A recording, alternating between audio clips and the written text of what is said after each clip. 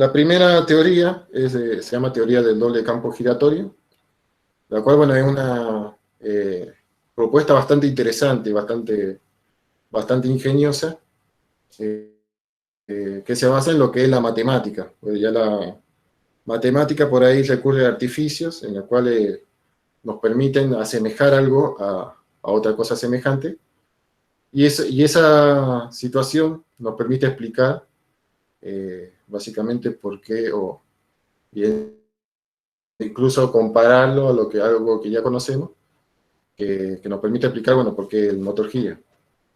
Entonces dice, bueno, esta teoría que básicamente ese campo magnético, bueno, tanto en el estator como en el rotor, nosotros lo podríamos ver matemáticamente como si fuera la resultante de la suma de dos fasores. Bien, si, como este es un fasor, nosotros podemos imaginarlo como la suma de dos fasores reflejados, y encima que estos dos fasores sí que giran. O sea, si nosotros vemos dos fasores que giran, bien, y encima que giran en sentido contrario, la suma de los dos nos resultaría en este fasor resultante. Por ejemplo, en este caso tenemos estos dos fasores, que son simétricos respecto del eje Y. Bien, como tenemos acá esta componente que es igual a esta, se cancelan. Esta componente se cancela con esta. Y la suma de los dos, si nosotros sumamos también algebraicamente, nos damos cuenta que la suma de los dos resulta en este fasor resultante. Bien, presenta varios casos. Por ejemplo, acá si los dos, digamos, en fase, obviamente la suma va a ser el doble. Bien, acá vamos a tener dos veces cada fasor. En este caso, bueno, la suma va a ser algebraica, o sea, va a ser fasorial. En este caso, como no tenemos componente en Y, sino que componente en X, y las dos, bueno, son iguales, nos va a dar 0, o sea, no tenemos nada. Y lo mismo, bueno, para cuando tenemos la situación opuesta, básicamente lo mismo. Entonces a uno se le llama, según en qué dirección gire, si es horario o antihorario, o en el sentido a favor de la manecilla del reloj, o en contra. Bueno, se le toma estas siglas: sentido de la manecilla del reloj, o sentido contrario de las manecillas del reloj. De esa forma se descompone la inducción del estator y del rotor, bien, en esas dos componentes, en el sentido de la manecilla del reloj y en el sentido contrario de la manecilla del reloj. Bien, entonces, básicamente lo que propone la teoría es analizar por separado esas componentes y ver, o sea, analizar por separado la inducción en el estator. Bien, ya, y podemos ver, según el efecto que tenga esa inducción sobre el rotor, y ya analizarlos por separado. Ahora tengo una simulación que ya lo muestro en MATLAB. Entonces tenemos la inducción en el estator. Esta sería el vector original, el fasor original que teníamos. Entonces, ese mismo fasor lo podemos descomponer en esas dos componentes. En la inducción en el sentido de la manecilla del reloj y la inducción en el sentido contrario de la manecilla del reloj. Que bueno, sería estas dos componentes. Ustedes se fijan que si las sumamos, acá 2 veces 1/2 va a ser 1, o sea que nos va a quedar esa misma componente aquí. Y estas dos se anulan.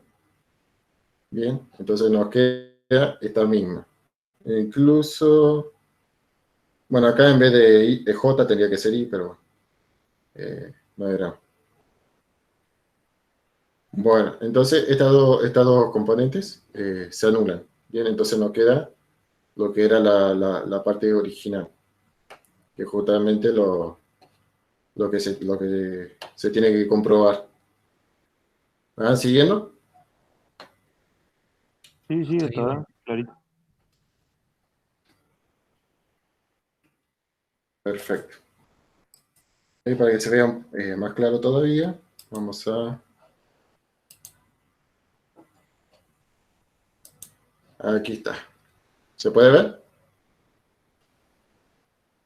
Sí, sí, se ve. Se ve medio rápido igual. Perfecto. Se podría, no Bueno, sé si se puede aquí bajar le la decimos... velocidad. Ah, sí. A ver, eso era acá.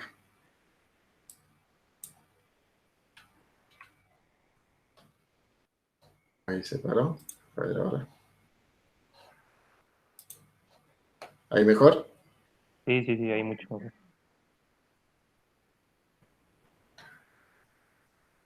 Perfecto. Bueno, acá en este, por ahí me quería ponerle algún rótulo, pasa que por ahí el rótulo, el color del rótulo no coincidía con lo que se presentaba acá, entonces es medio complicado. Pero la idea es que en este caso es representado lo que son las componentes en el estator, la componente en el rotor, bien, y esta sería la resultante, la amarilla la resultante.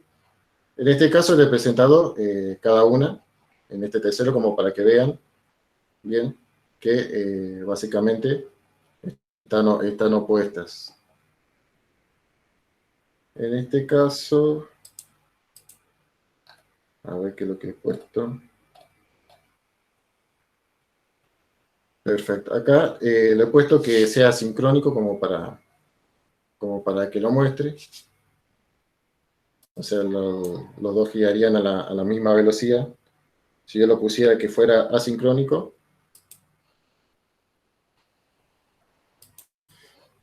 a ver lo que va a pasar es que por momentos, bueno, van a estar los dos opuestos, y en algún momento, cuando un campo alcance al otro, ahí, bueno, puede que uno se superponga. En ese caso, por ejemplo, acá ya se empezaron a superponer hasta que, bueno, bueno, se vuelvan a alcanzar y ahí ya, eh, ahí queden los dos en direcciones opuestas.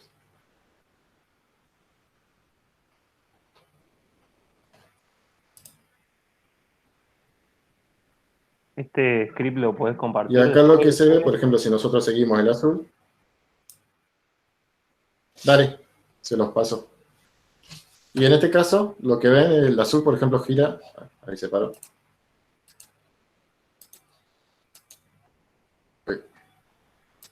En este caso, el azul ven que gira en sentido horario, y acá el azul, a ver, ¿cuánto es? Creo que, eso está en el segundo. Sí, porque por acá no se ve bien, o capaz que los colores confunden. Lo vamos a poner acá. ¿No? Ahí está. Este sí está más claro. En este caso, este gira en sentido de la manecilla del reloj y este gira en sentido contrario de la manecilla del reloj. Entonces acá tenemos las dos componentes, la del rotor y la del estator. Bien, en un caso ya lo alcanza y bueno, ahí ya se empiezan a desfasar. Y acá, a ver que lo ejecute de vuelta. En este caso lo he puesto para que arranque, digamos que el motor parta del arranque, que es cuando están los dos en sentido contrario. Que de esa situación es digamos, la peor condición que está el motor cuando está detenido. Y bueno, se encuentran los dos en sentido contrario. Porque una vez que el motor arranque, obviamente después va a volver a caer en esa situación, pero ya la inercia del motor se va a encargar de que siga funcionando. Entonces, eh,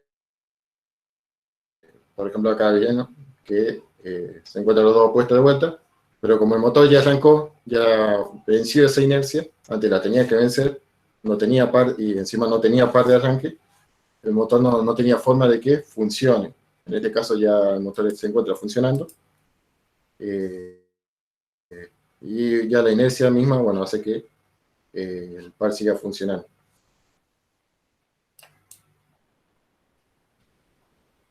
Bueno,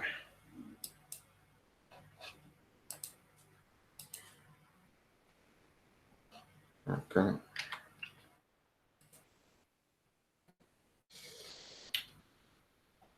Bien, Entonces, esta teoría, de esta forma, al hacer esta decomposición, básicamente es como teníamos antes, o sea, si ya tenemos dos campos giratorios y existe un deslizamiento, es como si tuviéramos dos curvas de dos motores asincrónicos, y reflejadas, bueno, como tenemos básicamente giros distintos, o sea, en un sentido tenemos el sentido horario, en otro el sentido antihorario, entonces tenemos dos curvas reflejadas, ¿bien? Respecto del eje Y. Una va a ser positiva y la otra va a ser negativa.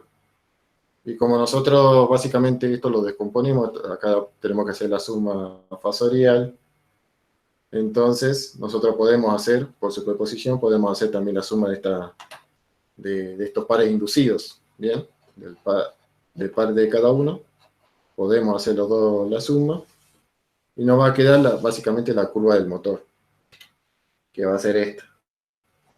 Entonces, si nosotros hacemos la suma de los dos pares, nos va a quedar la resultante, que esta sería la curva de funcionamiento del motor monofásico. Entonces, cuando se encuentra detenido, no tenemos par de arranque, o sea, par cero.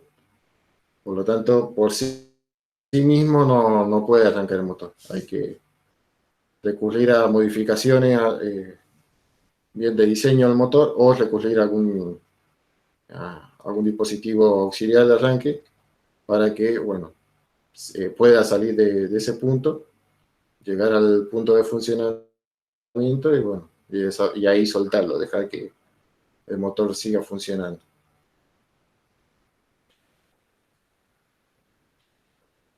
Bien. Seguimos.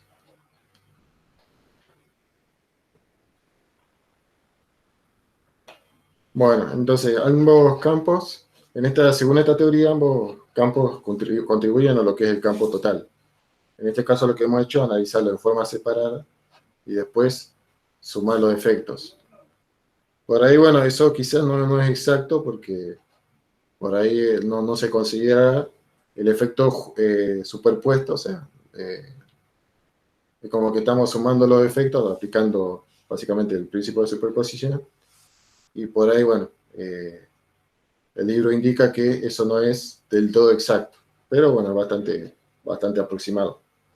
Ya la segunda teoría sí considera lo que es el efecto de ambos campos, o sea, no se dividen los campos de esta forma, sino que ya los considera los dos juntos.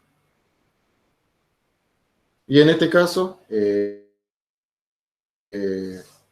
al analizarlo, básicamente, si nosotros hiciéramos como una especie de circuito equivalente, básicamente estos dos campos, diríamos, según ese circuito, estarían como en serie. O sea, ¿qué significa eso? Que si nosotros analizáramos lo que es el campo en el giro horario, este va a limitar la corriente en el estator. Bien, debido a la alta resistencia, bueno, sobre el deslizamiento o el rebalamiento. Entonces, como esta resistencia va a limitar la corriente en el estator, y bueno, por inducción, entonces, si la corriente está limitada, la corriente en el rotor también va a estar limitada. Entonces, como Y es pequeño, encima el par es pequeño, ya que depende de Y, y encima también tenemos que el ángulo está cercano a 180, o sea, este par va a ser sumamente chico. Como el ángulo va a ser cercano a 180 y encima la corriente está súper limitada, entonces tenemos un par bastante chico, que es uno de los problemas que se presentan en este caso.